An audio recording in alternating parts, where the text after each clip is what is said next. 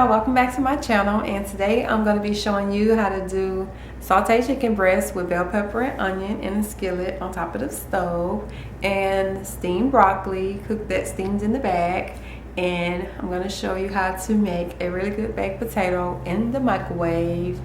Yes, I know, the microwave, because ain't nobody had time to be waiting on no baked potatoes to be cooking for an hour in the oven. I don't, I'm hungry. So if you want to see me actually turn this 2 pieces of chicken breast into 6 pieces of chicken and cook that potato in the microwave, then keep on watching.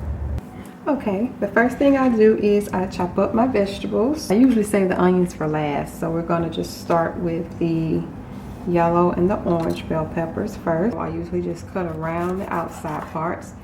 See where that is? You want to cut around that. So I just cut around the outside parts like so. And you can pick the seeds up later, but we're just going to cut around the outside like so.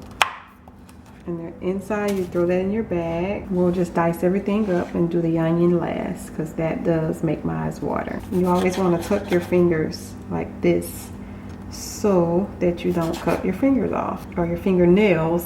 I just like to get them cut up first before I do my chicken. So you don't want to overcook these vegetables because it doesn't take them long to get soggy and overcooked. You definitely don't want to overcook your vegetables. So we're just going to put them to the side like this. We have our chicken here, and you definitely want to make sure that you wash your chicken off really well. And I'm going to peel the skin off because we don't usually eat the skin, so I just peel that off. If you can't peel it off, then we'll cut the rest of the skin and the fat off of the meat.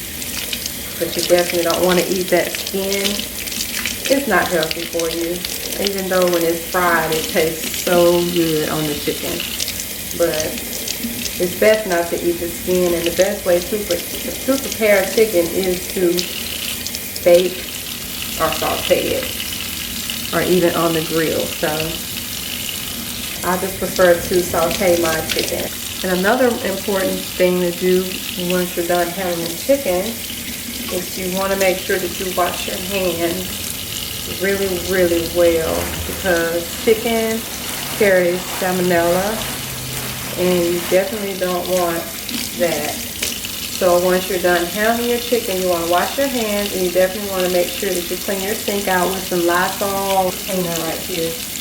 Lysol antibacterial kitchen clean is what I use to clean my sink out with. So I'm just going to wash my hands. And once you wash your hands really well, we're going to go and get the chicken cut. The knife that you're going to need is just a regular cutting knife, and you're going to want to get one of the Jason type big chopping knife, a cleaver, that's what it's called. You're going to need a cleaver. So the first thing you're going to do is you're going to take your chicken breast, and you're going to feel right in here where it's really thick around the outer breast area part of the chicken. And you want to cut a thin layer, kind of like filleting the chicken breast. You want to cut a thin layer like so of just the top part of it. You just want to cut that, and that's going to make 1 piece. And it's going to look like a normal size chicken breast that you would buy at the store. It would look like that, and that would be 1 piece. And you're going to do the same for the other one. Divide the other 2 last pieces in half. And that's where the cleaver comes in at. So what I usually do is I turn it over on the back side where the bones are. Flip that over, and you're going to chop. You're just going to chop it into 2 pieces. And here's our chicken. The seasonings that we're going to be using is garlic powder, onion powder, and roasted garlic and herb seasoning. I'm gonna wash my hands, and we're gonna get this cooking. Okay, you want to pour your olive oil in the skillet, and you just pour just enough to kind of coat the bottom of the skillet. There you go.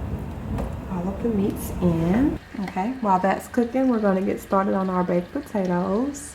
I've cut the buds off that was growing on them, so that's what those little markings are. You definitely want to make sure that you cut the buds off. Wash our potatoes. We're going to prick them with a fork so that the steam can release from the potatoes and they won't bust, because they can bust in the microwave and in the oven. So you always want to prick them with a fork. And let me show you how to do that.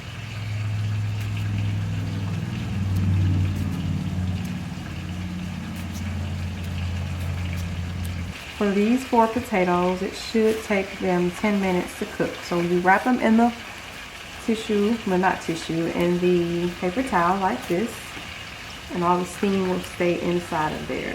And you want to microwave it for 10 minutes.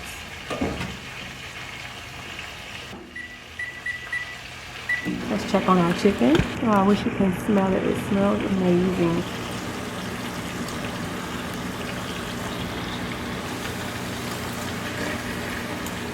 And here is when you add your vegetables in.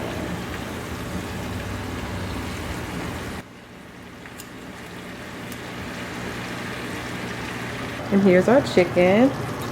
It's still cooking. That's going to take about 10 minutes on each side to cook. And then once all of this is ready, we're going to do the broccoli last, because broccoli gets cold quick. So I like to do the broccoli last. So I'll be back. We're going to turn our chicken over. It's been cooking for about 10 minutes. It's already starting to kind of turn a little brown, as you can see. So we're just going to turn it over and let it cook for 10 more minutes on the other side. Our potato is still cooking in the microwave. As soon as I take that out, we're going to go ahead and put our broccoli in. And everything should be ready. Total cook time has taken about, I would say, 30 to 45 minutes at most. And it would be quicker if you didn't have to chop up all of these vegetables. If you don't like bell pepper, onion, or any of this, you can just skip that part and just do the seasoned chicken breast, and it would take you less time because you wouldn't have to cut up all these vegetables. Okay, our baked potato is ready. So we're going to put the broccoli in the microwave for 5 minutes.